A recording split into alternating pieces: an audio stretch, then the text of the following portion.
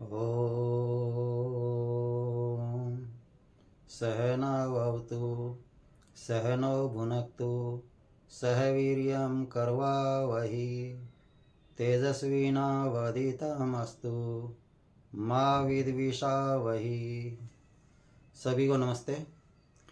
प्यारे बच्चों, अब यह पिछली वीडियो में हमने class 10th mathematics unit 5 arithmetic progression की एक्सरसाइज 5.2 के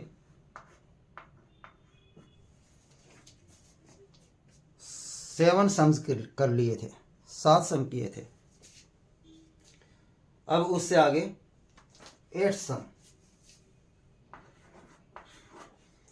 8 सम में लिखा है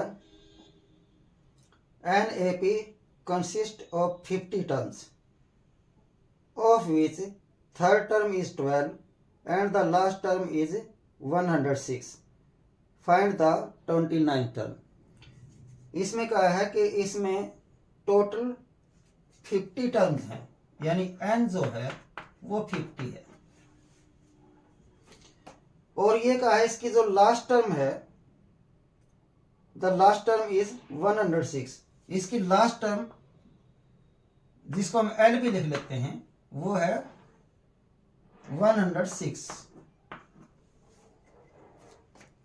अब ये हमें पता है कि इसमें टोटल 50 टर्म है, तो इसका मतलब ये जो टर्म है इसकी 50th टर्म है, यानी जो A50 है वो है इसकी 106।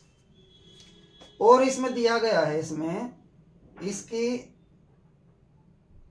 50th term of which third term is 12। इसकी थर्ड टर्म भी दी है, A3 दिया है इसका 12। हमने फाइंड क्या करना है इसमें, फाइंड द 29th टर्म। इसकी 29th टर्म हमने फाइंड करनी है, यानी A29 हमने फाइंड करना है। तो क्या होगा, A + 28D होगा।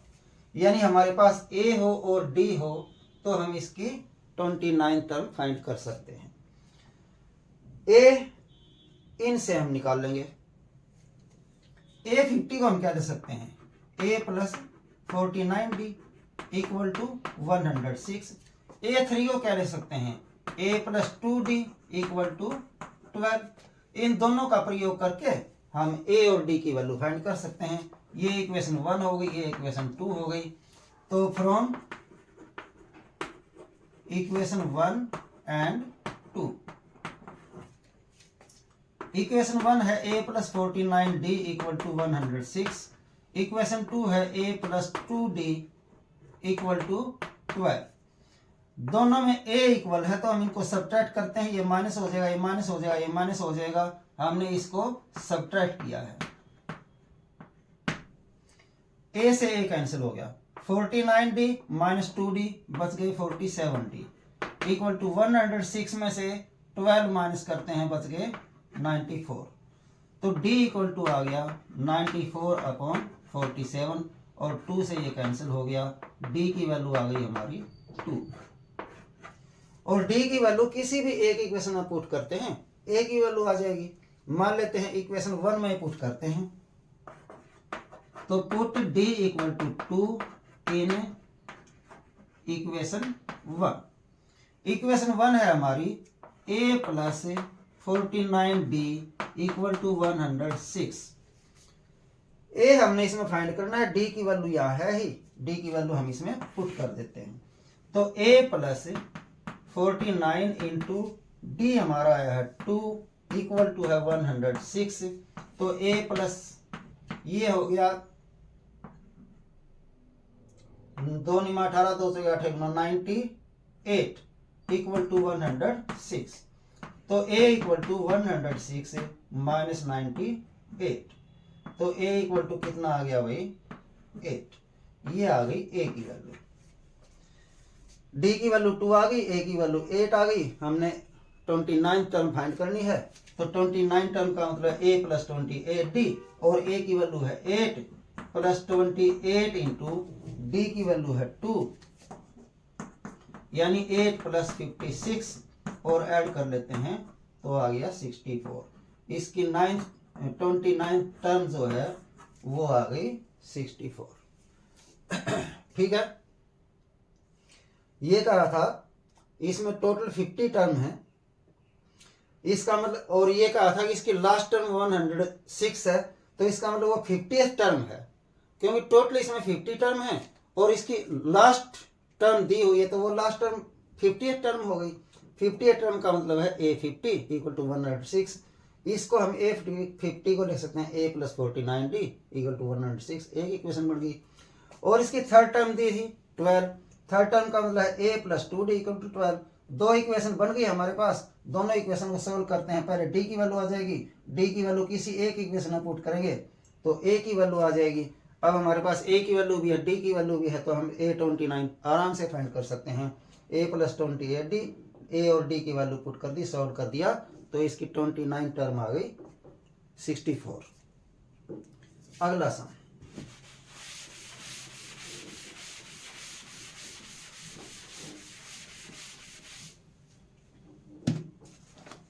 Ninth some.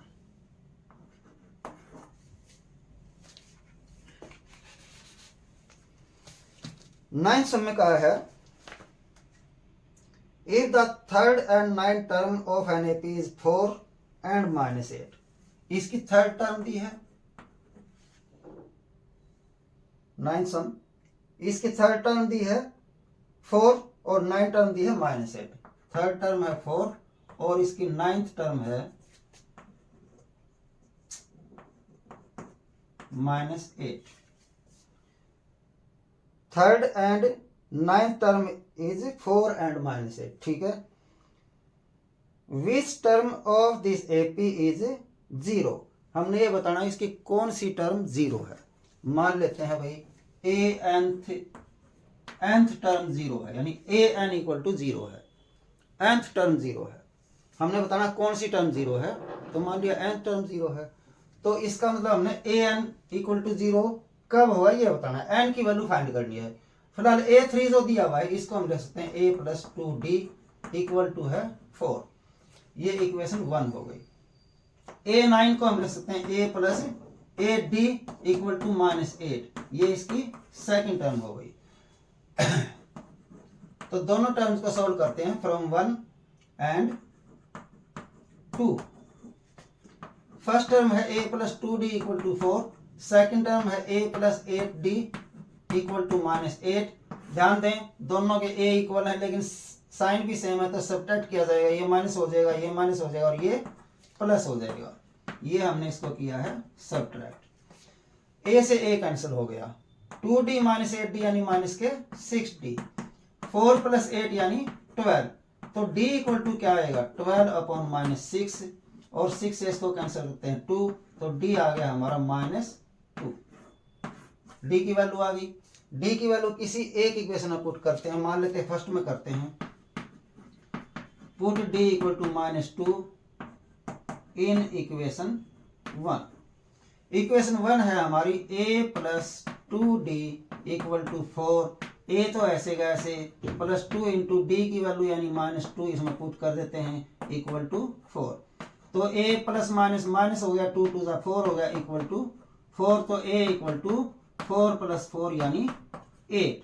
A की वैल्यू आ गई 8, D की वैल्यू आ गई -2। हमने फाइंड करना है कि 0 इसकी कौन सी टर्म है, जिसको हमने मान लिया कि nth टर्म 0 है।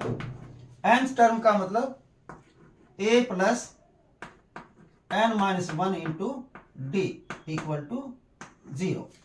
nth टर्म का फार्मूला हमेशा n टर्म का formula A plus n-1 into D लगाना है।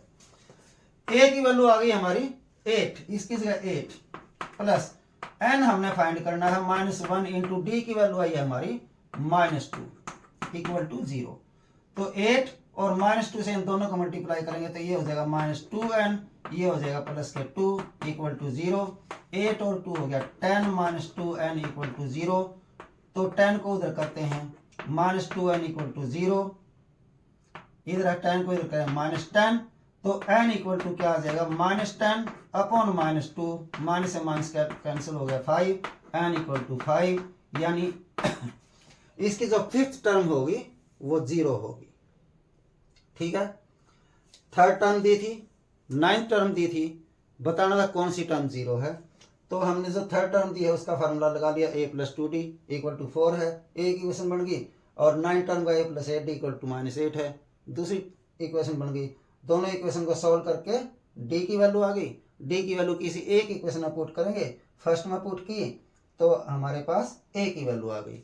फिर हमने बताना था कि 0 कौन से नंबर पर है, हमने मान लिया था nवें नंबर पर है, तो an = 0। an हमेशा यही होता है, a + n - 1 × d = 0।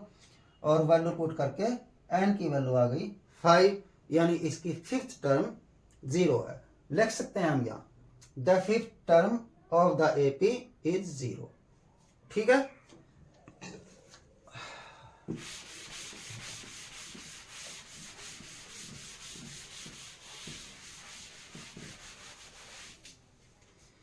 Tenth sum, इसमें लिखा है the 17th term of an AP exceeds its 10th term by 7।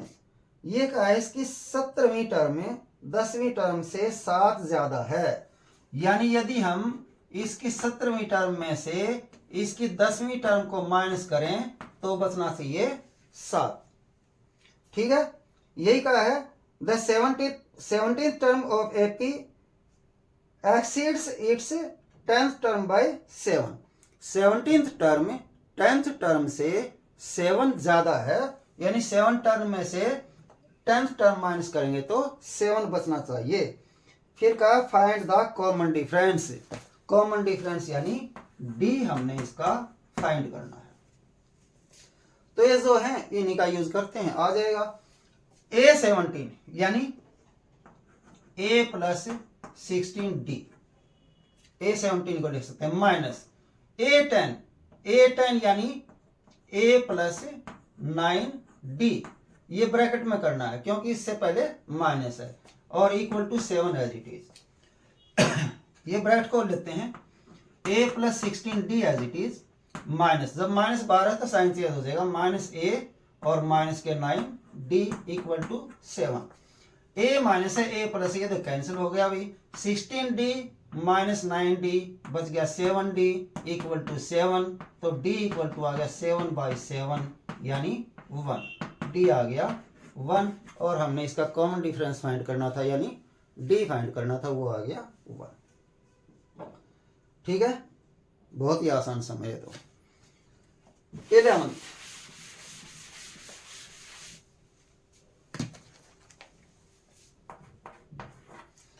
11th सम में लिखा है 2 APs have the same common difference. 2 AP हैं और उनका कॉमन डिफरेंस यानी D सेम है। The difference between their 100th term is 100। उनकी 100th टर्म का डिफरेंस वो 100 है। What is the difference between their 1000 term. हमने बताना है इसकी 1000th टर्म का डिफरेंस कितना है। भाई 2 AP हैं, मान लेते हैं एक AP है A1, A2, A3 and so on, और दूसरी AP है ये फर्स्ट ये सेकंड, मान लेते हैं B1, B2, B3 and so on. ठीक है, इन्होंने कहा है इनका डिफरेंस 100 है, इनका कॉमन डिफरेंस इक्वल है, और डिफरेंस बिटवीन देयर 100 टर्म, इनकी 100 टर्म का डिफरेंस 100 है, लेकिन इनका कॉमन डिफरेंस बिल्कुल सेम है। तो यदि हम इसकी 99th 100 टर्म फाइंड करते हैं तो क्या आएगी। यदि हम इस AP की 100 टर्म फाइंड करें तो क्या आएगी भाई, A +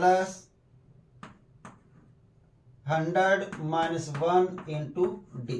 हमेशा यहां से एक कम होता है, इस डायरेक्ट भी लिख सकते हैं A + 90 ये है इसकी 100 टर्म, और इसकी 100 टर्म निकालेंगे तो इसमें A की जगह B है फर्स्ट टर्म, तो हम लिखेंगे यहां पर B 100 टर्म इक्वल टू क्या आएगा, B + 100 - 1, सीधा डायरेक्ट लिखते हैं 99।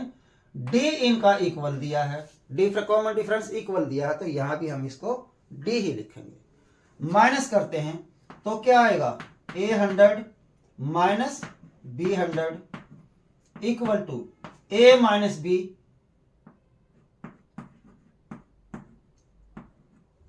और इसमें से ये प्लस का 90 और माइनस 90। ठीक है, हम इसको हम डायरेक्ट भी लिख सकते थे, यहां पर ऐसे लाइन खींचते और यहां लिखते बाय सब्ट्रैक्टिंग, और जब हम इसको सब्ट्रैक्ट करते तो साइन चेंज होते, माइनस हो जाता, माइनस हो जाता, ये भी माइनस हो जाता, ये कैंसिल हो जाता। अब हम इसको यहां कैंसिल कर लेते हैं, 90D 99D प्लस का 99D माइनस का, ये कैंसिल हो गया। और ध्यान दें भाई, फर्स्ट टर्म है इनकी, ठीक है, तो हम इनको 1 भी लिख सकते हैं। तो हमारे पास जो A100 माइनस B100 आ गया, वो आ गया A1 माइनस B1। और ये जो इनके 100 टर्म का जो डिफरेंस दे रखा है वो 100 है। ठीक है, इसका मतलब जब A1 माइनस B1 100 है तो A2 माइनस B2 क्या होगा, वो भी 100 होगा, क्योंकि इनका हर बार डिफरेंस जब A100 minus B100 A1 equal to B1 आ गया, यानी इनका डिफरेंस यदि 100 है, 100 टर्म का, A1 माइनस B1 आ गया 100। यदि हम इसका 1000 टर्म लें माइनस B1000 तो भी क्या आएगा हमारा, A1 माइनस B1। क्यों, जब हमारा 100 टर्म का डिफरेंस आया है A1 माइनस B1 तो 1000 टर्म का भी डिफरेंस आएगा A1 माइनस B1, और A1 माइनस B1 हमारा कितना है, 100 है। इसका मतलब क्या हुआ, इनके 1000 टर्म का डिफरेंस भी 100 ही होगा। ठीक है, फिर से समझते हैं, ये कहा दो AP हैं और उनका जो कॉमन डिफरेंस है D वो इक्वल है। ठीक है, फिर बताया कि इनकी 100 टर्म का डिफरेंस 100 है, बताना है कि 1000 टर्म का डिफरेंस कितना होगा। तो मान लेते हैं भाई, जो 100 टर्म है वो निकालते हैं दोनों की। इसकी 100 टर्म निकाली तो आ गया A प्लस 99D, दूसरी की निकाली तो ये आ जाएगा B प्लस 99D। इसकी फर्स्ट टर्म A1 है तो हमने A1 लिखा है, इसकी फर्स्ट टर्म B1 है तो हमने B1 लिखा है। दो इक्वेशन बन गई, दोनों इक्वेशन को हम सॉल्व करते हैं, सब्ट्रैक्ट करते हैं, नीचे के साइन चेंज हो जाते हैं, ये कैंसिल हो जाता है, तो A100 माइनस B100 आ गया A1 माइनस B1। ठीक है, लेकिन इनकी जो 100 टर्म का डिफरेंस है, ये 100 टर्म का डिफरेंस ही तो है, ये दे रखा है 100, इसका मतलब A1 माइनस B1 आ गया 100। जो इसकी फर्स्ट टर्म है वो क्या है, A1 माइनस B1 है, यानी फर्स्ट टर्म का जो डिफरेंस है वो 100 टर्म के डिफरेंस के इक्वल ही है। इसका मतलब फर्स्ट टर्म का डिफरेंस 100 टर्म का भी डिफरेंस 100, तो 1000 टर्म का भी डिफरेंस A1 माइनस B1 यानी 100 ही होगा। ठीक है, आशा समझ आ गया होगा। अगले सम पर चलते हैं।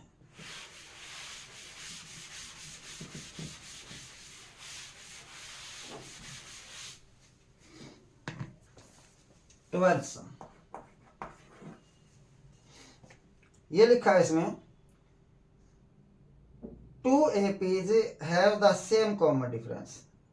अच्छा, ये 12th ये था, ये 12th 11 लिख दिया हमने, उसको गलती से 11 बोल के 12th पढ़ लिया हमने, 12th सम कर लिया है, 11th बीच में रह गया है तो हम 11th सम कर लेते हैं। पहले 12th हो गया है गलती से।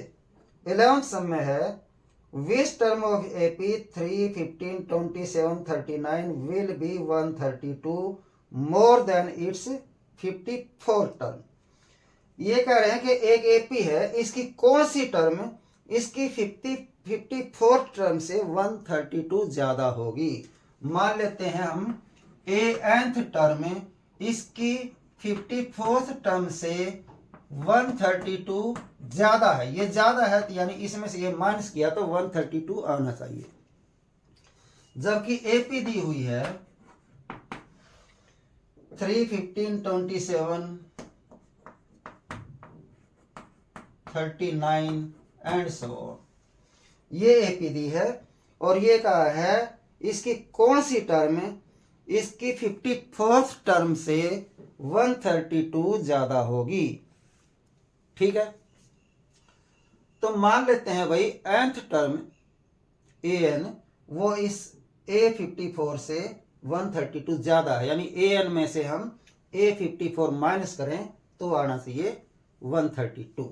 अब हमने बताना है ये n कौन सी टर्म है। ये लिखा है ना इसमें, ये लिखा है when AP is this will be 132 more than 54 term. Which term कौन सी टर्म इसकी 54 टर्म से 132 ज्यादा है। मान लेते हैं वो nth टर्म है, an है। दोनों के फार्मूले पुट करते हैं। इसका हो जाएगा a plus n minus 1 into D. Minus है तो ब्रैकेट में करेंगे इसको हम लिख सकते हैं a प्लस 53d। अब हमारे पास a और d की वैल्यू होनी चाहिए। पहले थोड़ा और सॉल्व करके देखते हैं। a plus n minus 1 into D minus ये a माइनस तो ये हो जाएगा माइनस 53d और इक्वल टू में कितना है 132। इसमें a प्लस का a माइनस का ये तो कैंसिल हो गया भाई। ठीक है, बाकी बच गया हमारे पास d से इसको मल्टीप्लाई करते हैं, ये एन डी हो जाएगा माइनस ये d हो जाएगा और माइनस ये 53d है ही इक्वल टू 132। यानी एन डी माइनस ये बच गए हमारे हो गए 54d इक्वल टू 132। ध्यान दें भाई, अब हमें बस d की ही वैल्यू रखनी है। d की वैल्यू हमेशा इसमें से a की मतलब ये पता होता है और d की वैल्यू निकालने के लिए सेकंड टर्म में से फर्स्ट टर्म को माइनस करते हैं। 50 माइनस 3 यानी 12। यहां पर रख सकते हैं हम d की जगह 12 इंटू एन हो जाएगा 12n माइनस 54 इंटू डी की जगह 12 इक्वल टू 132। ये 12n एज इट इज, इसको मल्टीप्लाई करते हैं तो 12 चौके 48, 4 असल 12 में 60 और 4 64 और इक्वल टू 132। तो 12n इक्वल टू 132, इसको इधर करेंगे प्लस का और 648 हो जाएगा।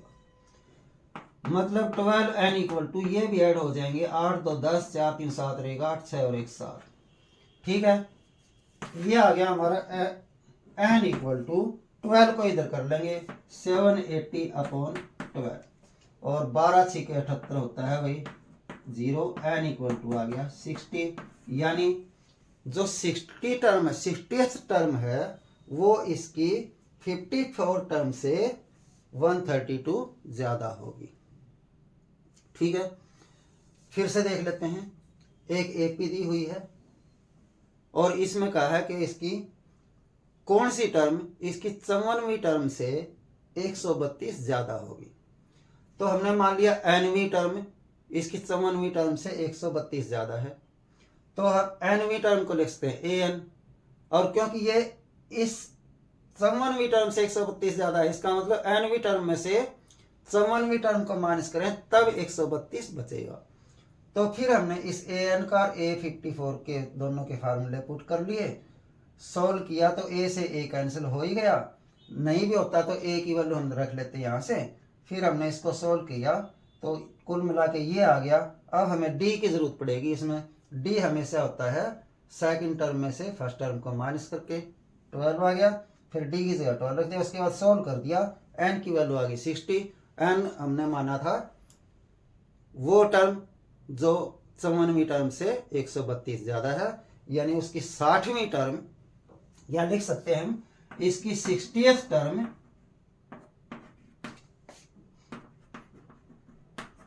इज 132 मोर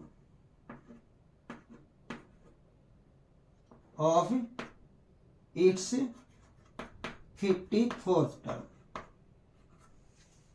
ठीक है, 60th term is more than 54th term by 132। समझ आ गया होगा। अगले सवाल पर चलते हैं।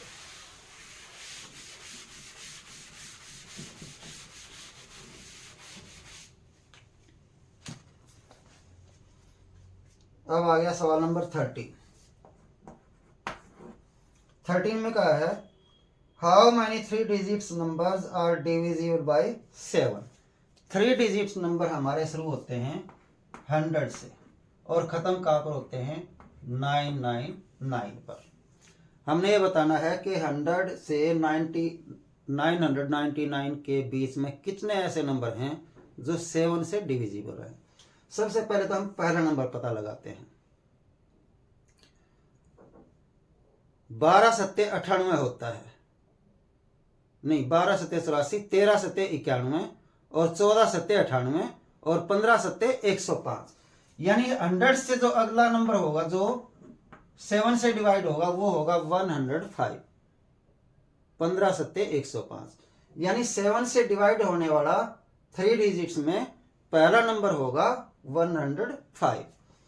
सेकंड यदि देखना है तो हम इसमें 7 ऐड करके देख सकते हैं 112 होगा, फिर 7 ऐड करके देख सकते हैं 109 होगा और लास्ट में कौन सा होगा भाई 999 से कम या यही नंबर 7 से डिवाइड होता हो। चेक कर लेते हैं भाई, चेक करते हैं 999 7 से डिवाइड हो रहा है नहीं हो रहा है। 7 एकम 7 बच गए 2 उतारेंगे 9, 7 सौ के 28 बच गया 1 उतारेंगे 9 और 7 दूनी 14 बच गए 5। ये तो 5 बच गए, पूरा डिवाइड नहीं हुआ। कब डिवाइड हो सकता था जब ये 5 कम होता, फिर यहाँ पर 0 बच जाता।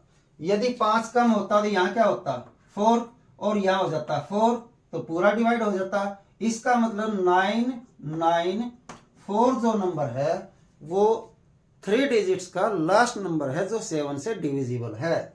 तो हमें एपी का पता चल गया भाई। एपी तो ये है ही, क्योंकि देखो 7 से डिवाइड हो रहे हैं सारे, यानी 7 7 7 डिफरेंस है सब में, तो एपी तो ये है ही।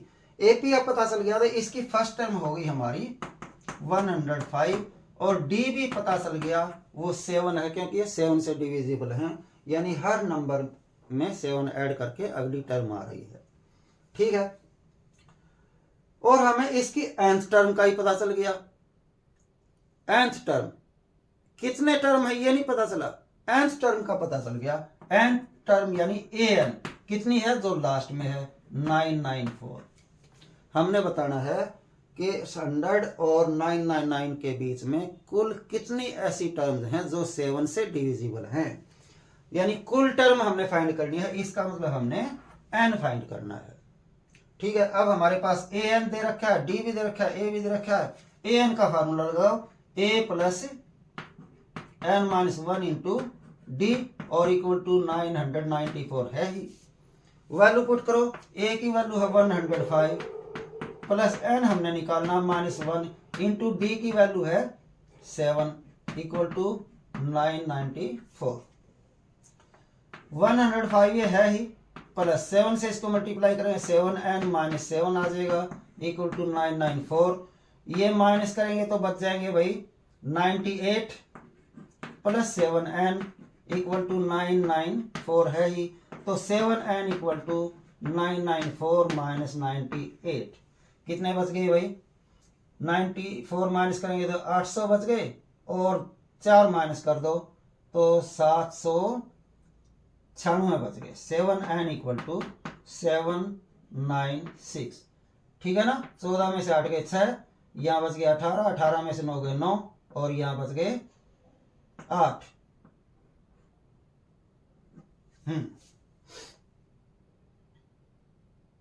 896 बचेंगे। ठीक है, तो n इक्वल टू क्या आ जाएगा 896 अपॉन 7। डिवाइड कर दो भाई, 7 एकम 7 बच गया 1, 19 हो गया 7 दूनी 14, 5 बच गए 7 अठे 56, यानी n आ गया 128। इसका मतलब ये है कि जो 3 डिजिट्स नंबर हैं उनमें सारे के सारे यदि 7 से डिवाइड करें तो उनमें जो पूरे डिवाइड होंगे वो 128 नंबर होंगे। यानी 100 से 999 के बीच में 7 से भाग होने वाली संख्याएं होंगी 128। ठीक है, फिर से समझ लें एक बार। ये कहा है इसमें how many 3 digits number are divisible by 7। ऐसे कितने 3 अंकों की संख्याएं हैं जो 7 से पूरी पूरी भाग होती हैं। तो 3 अंकों की संख्या हमारी 100 से शुरू होती हैं और 999 पर खत्म होती है, क्योंकि उसके बाद तो 1000 आ जाते हैं, उसमें 4 अंक आ जाते हैं। इसका मतलब हमने बताना कि 100 से 999 के बीच में ऐसी कितनी संख्याएं हैं जो 7 से पूरी भाग होती हों। तो हम पहले पता लगाते हैं कि 100 के बाद पहली कौन सी ऐसी संख्या जो 7 से डिवाइड होती हो। तो 100 यदि हम 7 से डिवाइड करें 100 को, 100 को यदि हम 7 से डिवाइड करें तो 7 एकम 7 बच गए 3 उतारा 0, 7 से 28 बच गए 2। ये तो पूरा भाग नहीं हो रहा। पूरा भाग नहीं हो रहा तो ये पूरा भाग कब होता? जब ये पूरा 0 बच जाता। उसके लिए हमने क्या करना है, देखो 7 में से 2 माइनस कर दो, 5 बच गया, वो 100 में प्लस कर दो, 105। यानी पहली ऐसी संख्या जो 7 से भाग है वो 105 है। और यदि ऐसे भी नहीं करना चाहते तो हम पहाड़े तो जानते ही हैं, हमें पता है जो 100 है 7 से डिवाइड करेंगे तो 13 से 91, 14 से 98, 14 से 98 वो तो 2 ही अंकों का है। उसके बाद 15 सत्ते 105 होता है, तो 15 से भाग होती है 105, 7 से भाग होगी 15 पर। इसका मतलब पहला नंबर है 105।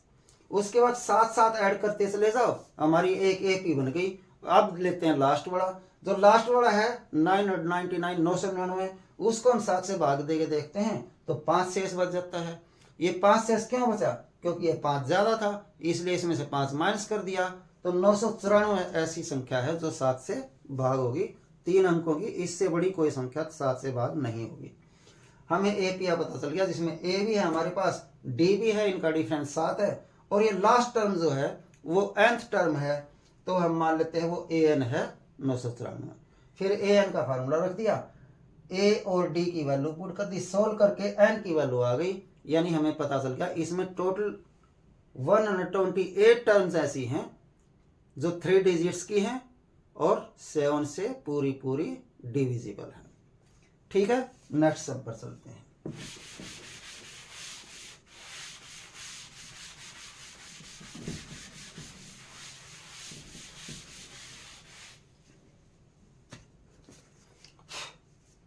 Fourteen sum, how many multiples of 4 lies between 10 and 250। अब हमने बताना है कि ऐसी कितनी संख्याएं हैं जो 4 से विभाजित हैं और जो 10 और 250 के बीच में है। 10 और 250 के बीच में 4 से डिविजिबल संख्याएं कितनी है? Divide by 4। ठीक है, how many multiples of 4। Multiples का मतलब 4 का पहाड़ा समझ लो, यानी 4 के पहाड़े से कितनी संख्याएं हैं जो 10 और 250 के बीच में हैं, जो 4 से पूरी पूरी डिवाइड हो रही हो। तो पहले तो पता लगाओगे इसके नजदीक वाली। हमें पता है 10 तो भाग होता नहीं, उसके बाद 11 ही भाग नहीं होता, 12 होता है, यानी इसकी फर्स्ट टर्म हो गई 12। अब इसके बाद कौन सी होगी? 16, इसके बाद 20, इसके बाद 24 और लास्ट में 250 के पास देख लेते हैं 4 से डिवाइड होने वाली। पहले 250 को चेक करो, 4 6 24 बच गया, 1 उतारा 0, 4 दूनी 8 बच गए 2। ये 2 नहीं बचने चाहिए थे, 0 बचना चाहिए था। इसका मतलब ये नंबर 2 ज्यादा है। तो इसमें से 2 कम कर दो, 2 कम कर देंगे 248।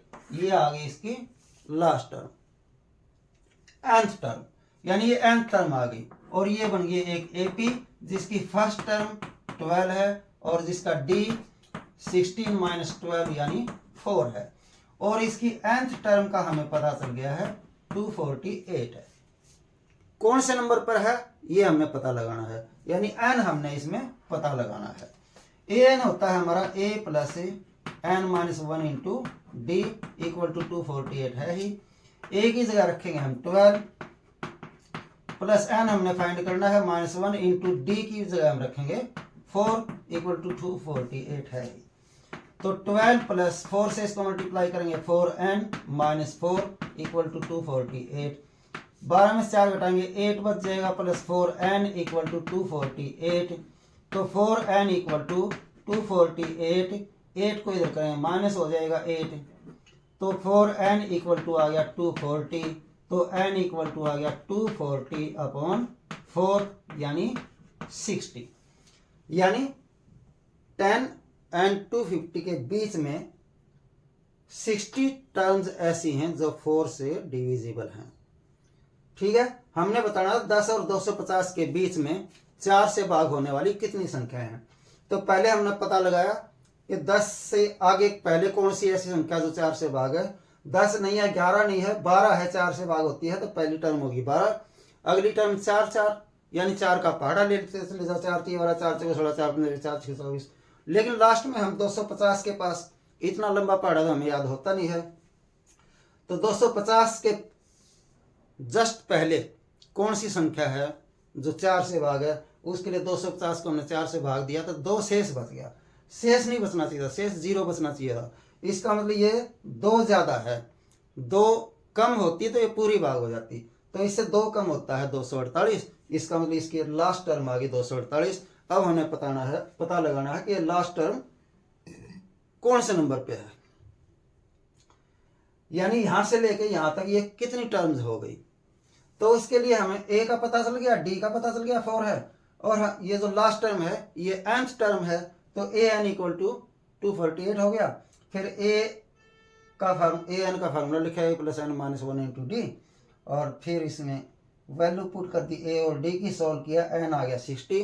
यानी 60 टर्म्स ऐसी हैं जो 10 और 250 के बीच हैं और जो 4 से पूरी भाग होती हैं। ऐसा समझ आ गया होगा।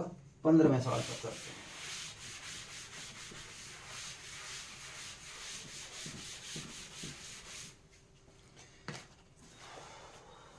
हैं। सम ये लिखा है इसमें, for what value of n are the nth term of 2 APs 63, 65, 67 and 3, 10, 17 equal।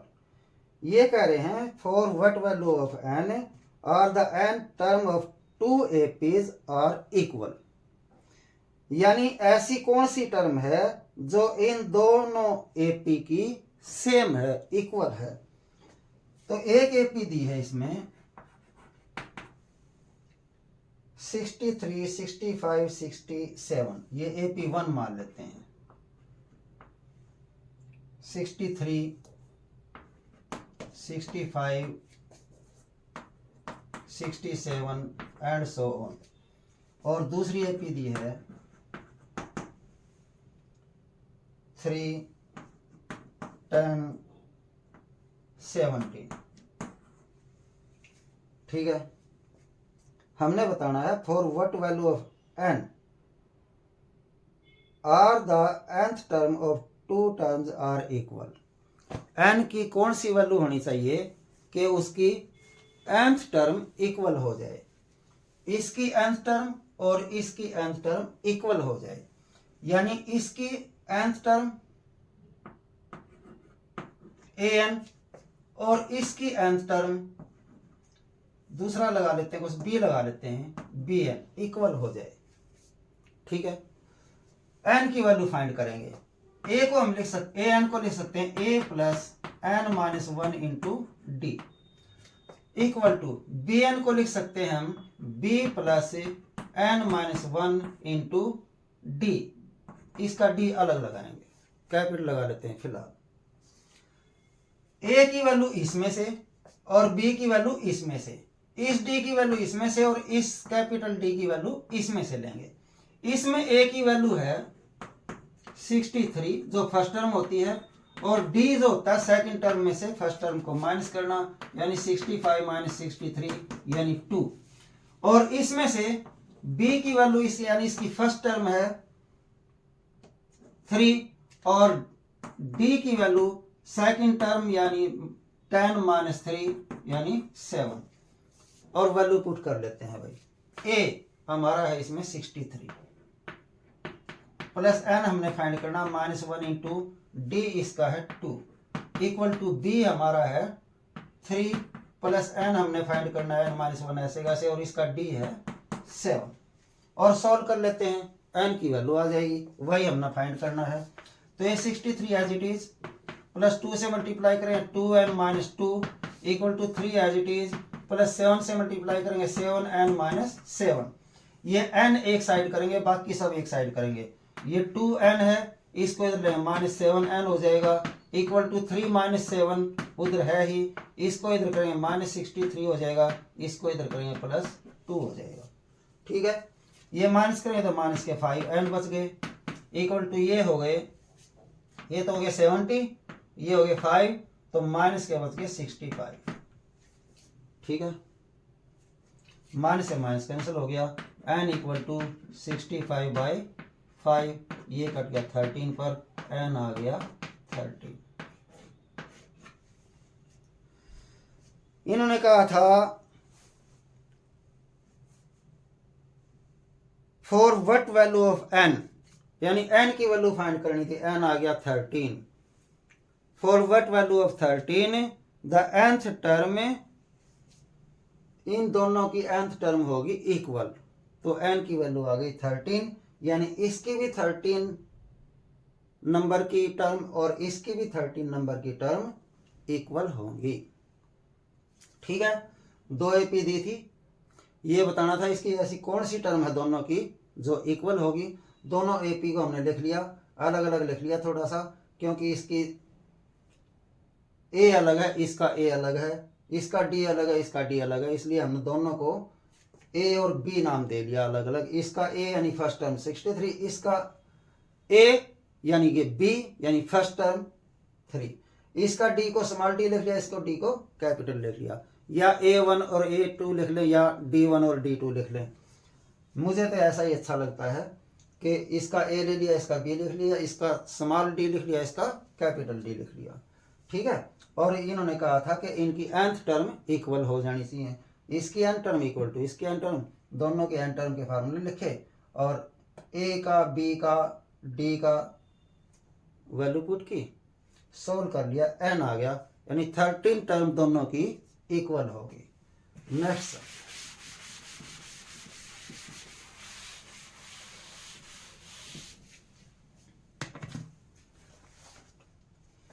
16th ये कहा है determine the AP whose third term is 16 third term दे रखी है अभी A3 दे रखा है 16 and the seventh term exceed the fifth term by 12 इसकी सेवंथ टर्म इसकी फिफ्थ टर्म से 12 ज्यादा है यानी 7 टर्म में से फिफ्थ टर्म माइनस करें तो 12 बचता है और हमने बतानी है AP हमने बनानी है इसमें। तो A3 इक्वल टू 16 है A3 का मतलब होता है A plus 2D equal to 16 ये इक्वेशन 1। इससे सेकंड इक्वेशन निकालते हैं A7 होता है हमारा A plus 6D minus A5 होता है A प्लस 4D और क्योंकि इससे पहले माइनस है तो इसको ब्रैकेट में कर दो इक्वल टू 12।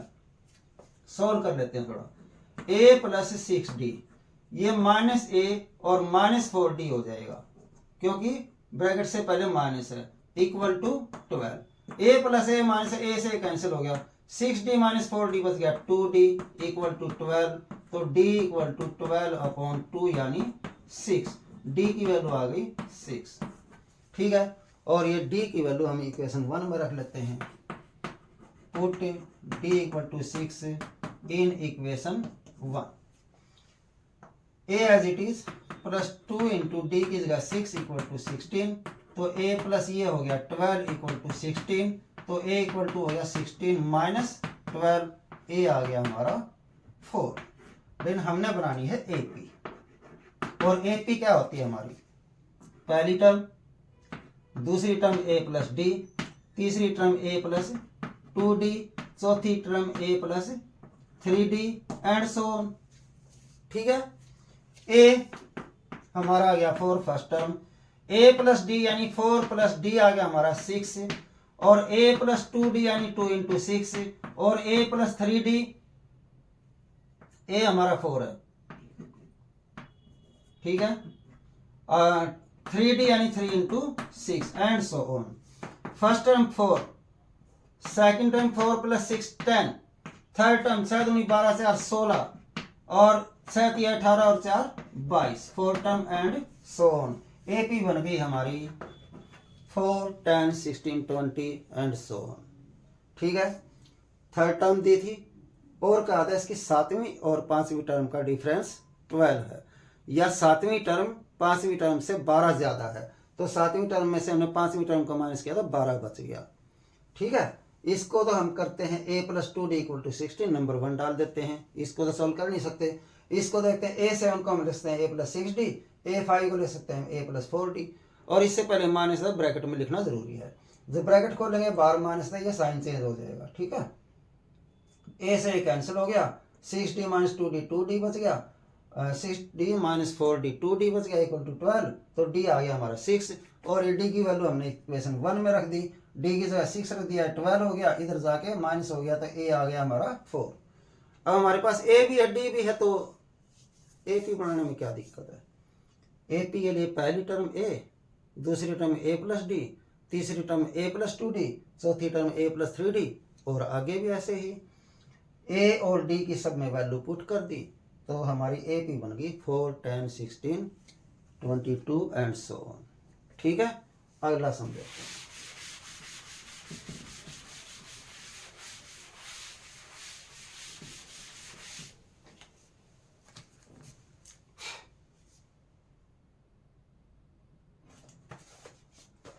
सम नंबर 17,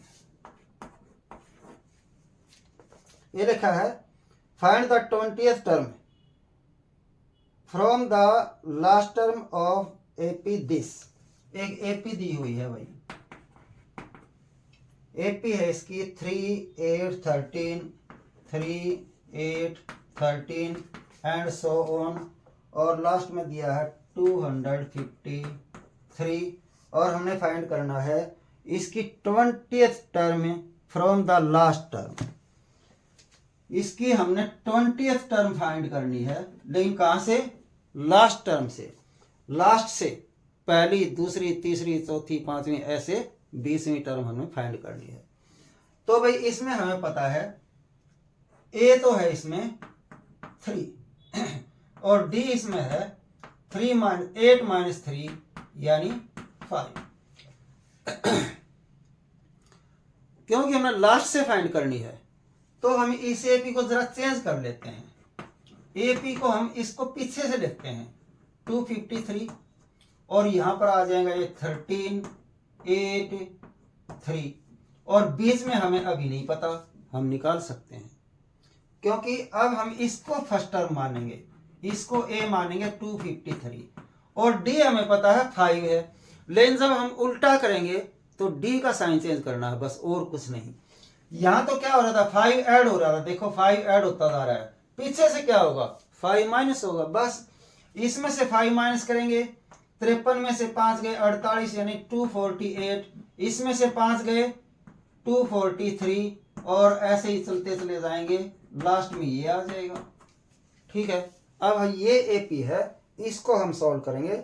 इसमें हमारा जो ए है वो है 253 और जो डी है वो है -5, क्योंकि ध्यान दें -5 ऐड किया हमने, इसमें -5 ऐड किया तो तब ये आया, फिर -5 ऐड किया तब ये आया, या फिर डी निकालना है सेकंड टर्म में से फर्स्ट टर्म माइनस करो तो भी बचेगा -5। हमने फाइंड करना है 20th, यानी a20 इक्वल टू क्या होता है a प्लस 19d। a हमारा है 253 प्लस 19 इंटू डी हमारा है -5, यानी 253 प्लस माइनस माइनस हो जाएगा, और ये आ गया 95, माइनस कर दो भाई, 13 में से 5 गए 8, 14 में से 9 गए 5, और ये बच गया 1, यानी इसकी जो 20th टर्म है पीछे से वो है 158। ठीक है, फिर से सुन लें। एक एपी दी है, हमने इसकी पीछे से 20th टर्म बतानी है, पीछे से 20वीं टर्म बतानी है, तो हम पहले तो इस AP को उल्टा लिख लेते हैं, यानी पीछे वाला पहले लिख लेते हैं और फर्स्ट वाला लास्ट में ले लेते हैं। तो पीछे वाला जो है जब हम उल्टा लिख दिया तो जो पहली टर्म है वो अब हमारी A है, ठीक है। दूसरी तीसरी टर्म लिखना चाहो तो लिख सकते हैं, नहीं तो हमें पता है कि जब इधर से 5 ऐड करके आ रहा था तो इधर से वापस चलेंगे तो 5 माइनस करके आएगा, यानी जो D होगा वो -5 होगा, ठीक है। फिर हमने 20th टर्म फाइंड करनी थी, फार्मूला उसी का लगाना है, A + 19D, तो इनकी वैल्यू पुट कर दी, तो इसकी पीछे से 20वीं टर्म आ गई 158। अच्छा समझ आ गया होगा। ये याद रखना कि जब हमने पीछे से बतानी है तो हम AP को उल्टा लिख लेते हैं, आसानी से सॉल्व हो जाता है। अगले सवाल पर करते हैं।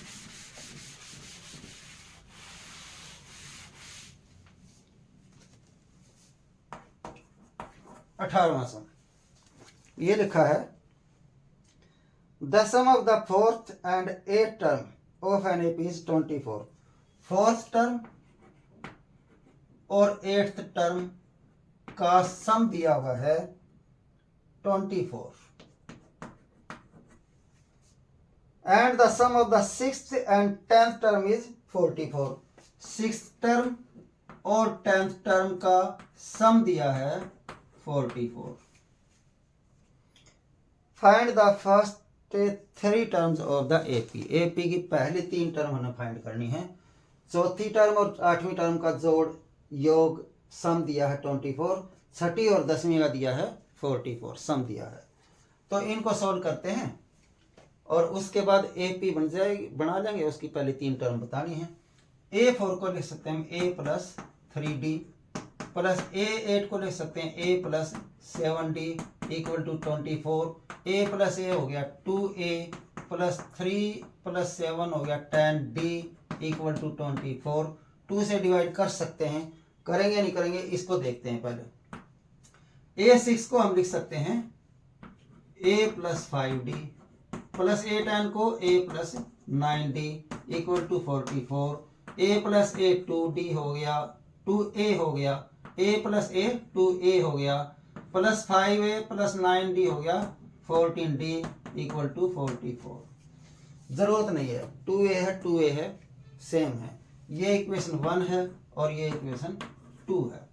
फ्रॉम इक्वेशन 1 एंड 2, इक्वेशन 1 है हमारी 2A + 10D = 24। इक्वेशन 2 है 2A + 14D = 44। 2A 2A equal है, साइन भी इक्वल है, तो क्या करेंगे भाई, सब्ट्रैक्ट करेंगे। तो बाय सब्ट्रैक्टिंग माइनस हो गया, ये माइनस हो गया, ये माइनस हो गया। ये तो अभी तक याद हो ही गया होगा कि जब भी हम सब्ट्रैक्ट करेंगे तो नीचे वाली इक्वेशन के साइन चेंज होंगे। 2A - 2A कैंसिल हो गया, अभी 10D - 4D हो गया, -14D हो गया, -4D, और 24 - 44 हो गया -20। माइनस से माइनस कैंसिल हो गया, D = 20/4 यानी 5। D की वैल्यू आ गई 5।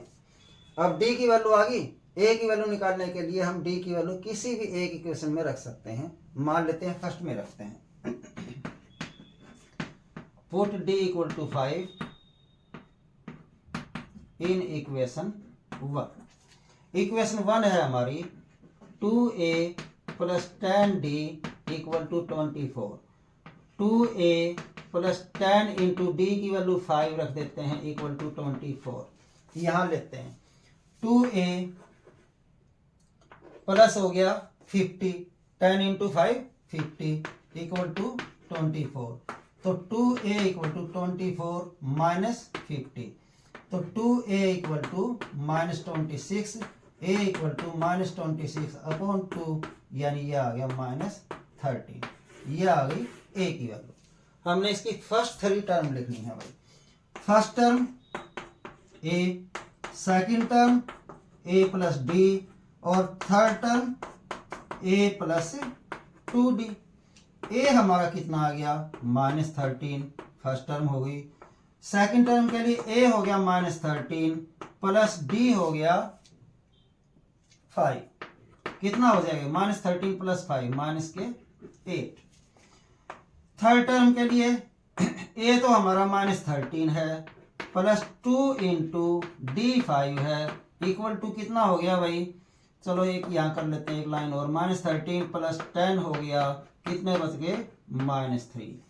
फर्स्ट टर्म -13, सेकंड टर्म -8 और थर्ड टर्म -3। यही हमने बताना था, एपी की फर्स्ट 3 टर्म्स बतानी थी। ठीक है,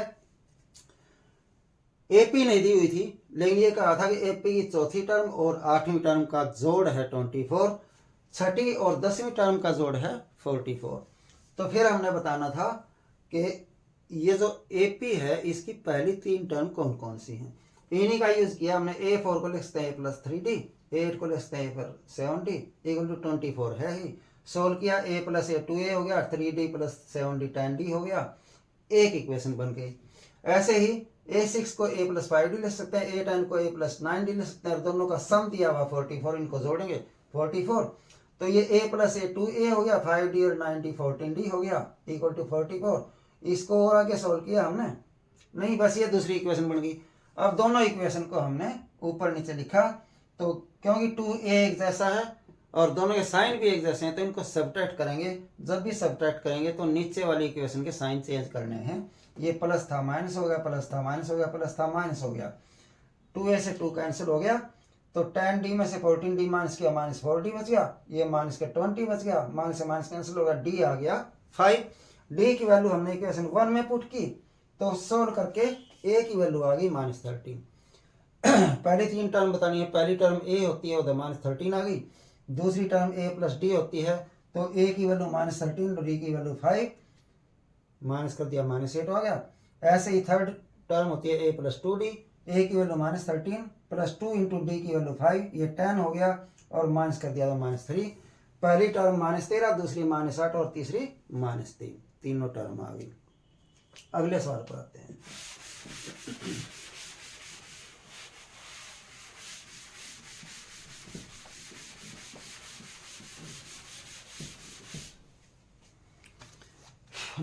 सम ये लिखा है, सुब्बाराव स्टार्टेड वर्क इन 1995। इसने 1995 में कोई काम शुरू किया at an annual salary of ₹5,000। इसकी जो एनुअल सैलरी थी वो 5,000 थी भाई,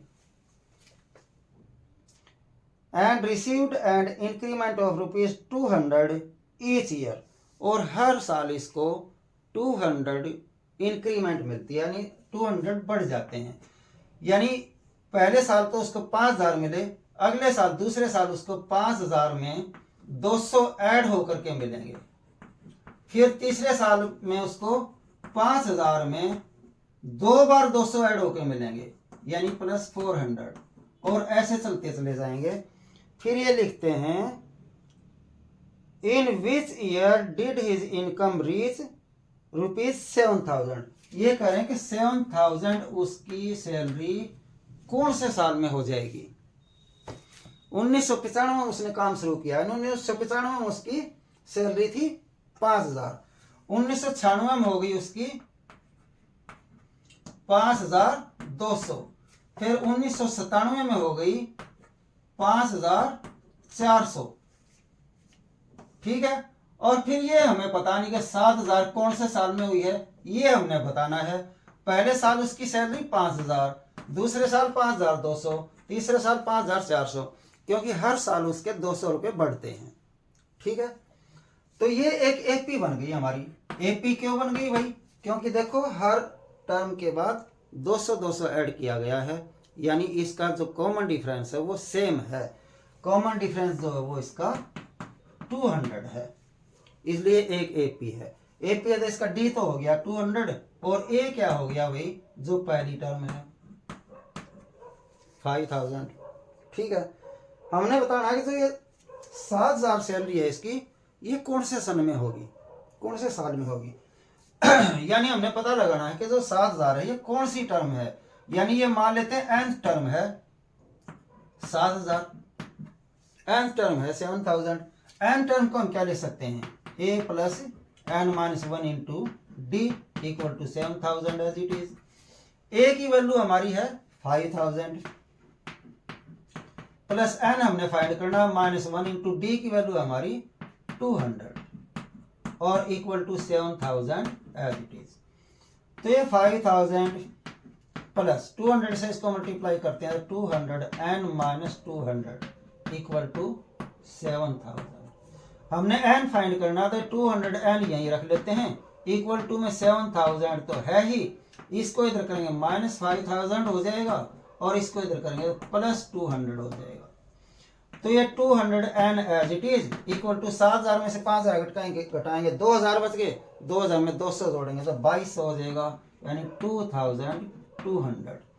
तो एन इक्वल टू कितना आ गया भाई 2200 अपॉन 200। 20 से 20 कट गया, 2 से इसको माइनस डिवाइड करेंगे तो 11 आ गया, एन आ गया 11, यानी 11 साल बाद उसकी सैलरी 7000 हो जाएगी। अब 11 साल बाद सन क्या बनेगा भाई, ये देखना तुमने। 1996 में 1 साल हो गया, क्योंकि 1995 से शुरू किया था। 1996, 97, 98, 99, 2000, 2001, 2002, 2003, 2004, 2005, 1995 में काम शुरू किया उसने। 1995, 1996, 1997, 1998, 1999, 2000, 2001, 2002, 2003, 2004 और 2005, 11 साल हो जाएंगे उसको। 11वें साल में बताना है हमने, ठीक है।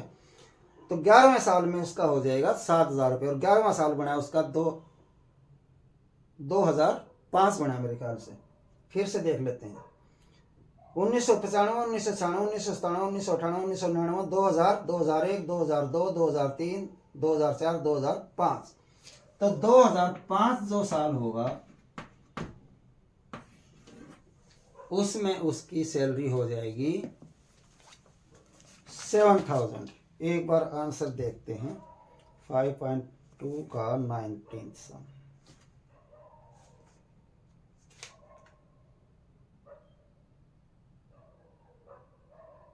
बस इसमें 11th ईयर लिखा है, ठीक है।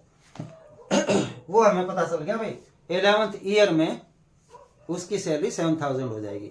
यदि ये बताना होता कौन से सन में होगी तो हम 1995 से 11th ईयर की गणना कर लेते, काउंटिंग कर लेते, तो वो आ जाता 2005।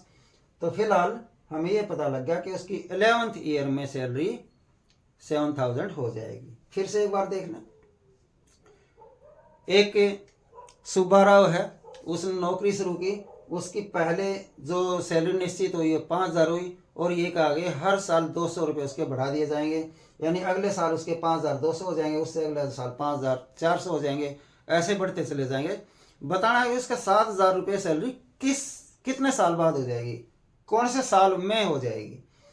तो हमें पता चल गया पहले 5000, फिर 5200, फिर 5400, लास्ट में उसकी 7000 बतानी है, तो वो लास्ट टर्म हो गई, यानी वो मान ली हमने nth टर्म है 7000। ये एक एपी बन गई, इसकी फर्स्ट टर्म हो गई 5000, ए हो गया, और इसका कॉमन डिफरेंस होगा डी यानी 200। ए एन का फार्मूला लगा दिया, a plus n -1 into D equal to 7000 है। ए और डी की वैल्यू पुट कर ली, सोल्व करके एन आ गया 11, यानी 11th ईयर में उसकी सैलरी 7000 हो जाएगी। आज का लास्ट सम देखते हैं।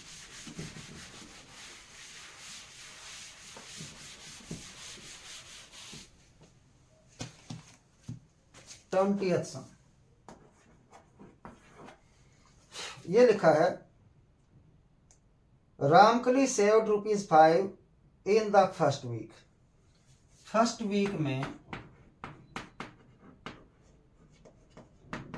ये ₹5 बचाती है Ramkali of a year, and then increased her weekly saving by ₹1.75।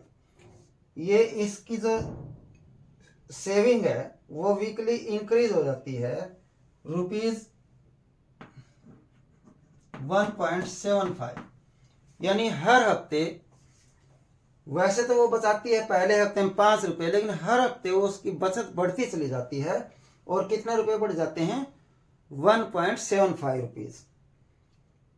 बाद आगे का है इसमें, if in the nth week her weekly saving becomes ₹20.75 find N. ये का है nth वीक में, nth वीक का मतलब an हो गया, उसकी जो बचत है वो टोटल हो जाती है ₹20.75।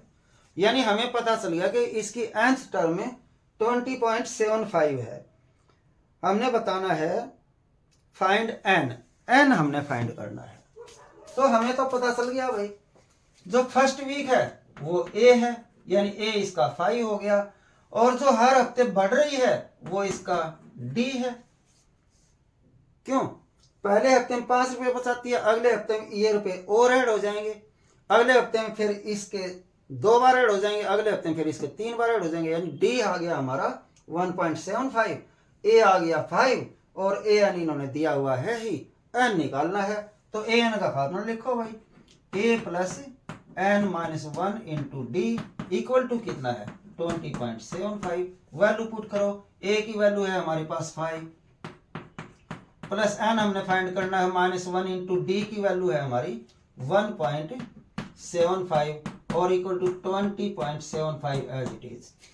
5 प्लस 1.75 से n को मल्टीप्लाई करेंगे 1.75 n, -1 से करेंगे माइनस के 1.75 इक्वल टू 20.75।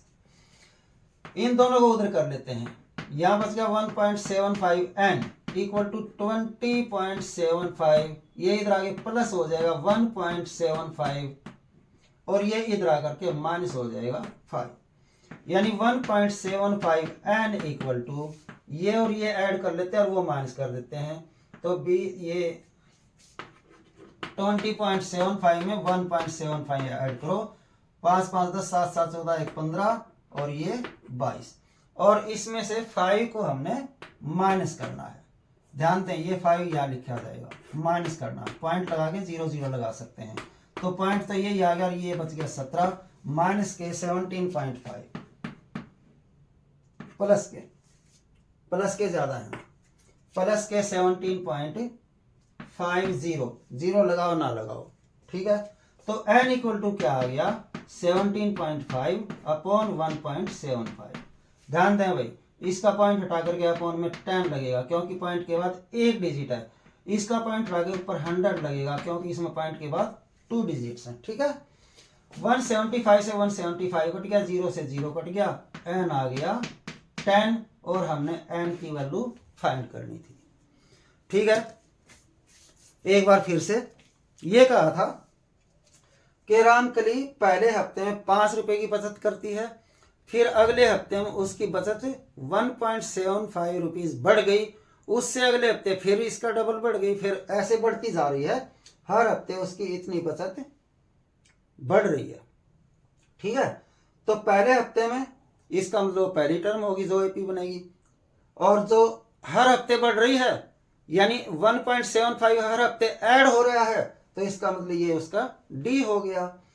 और ये कहा है कि उसकी nth वीक में जो बचत है वो 20.75 रुपीज हो गई, यानी उसकी nth टर्म हो गई 20.75। तो बताओ n कितना है, तो हमने ए एन का फार्मूला पुट कर दिया, a plus n minus 1 into d और इक्वल टू ये एज इट इज। फिर हमने ए और डी की वैल्यू पुट की, सोल्व किया, कैलकुलेशन किया, तो एन की वैल्यू आ गई 10। हमने यही बताना था कि इस सम में एन की वैल्यू कितनी है। इसके साथ ही एक्सरसाइज 5.2 होती है कंप्लीट। इससे आगे अगले वीडियो में, यदि पसंद आ रहा है, समझ आ रहा है, तो लाइक कर दें, अपने दोस्तों में शेयर कर दें और सब्सक्राइब कर दें। एक लंबा ओम बोल करके आज की पढ़ाई यहीं समाप्त करते हैं।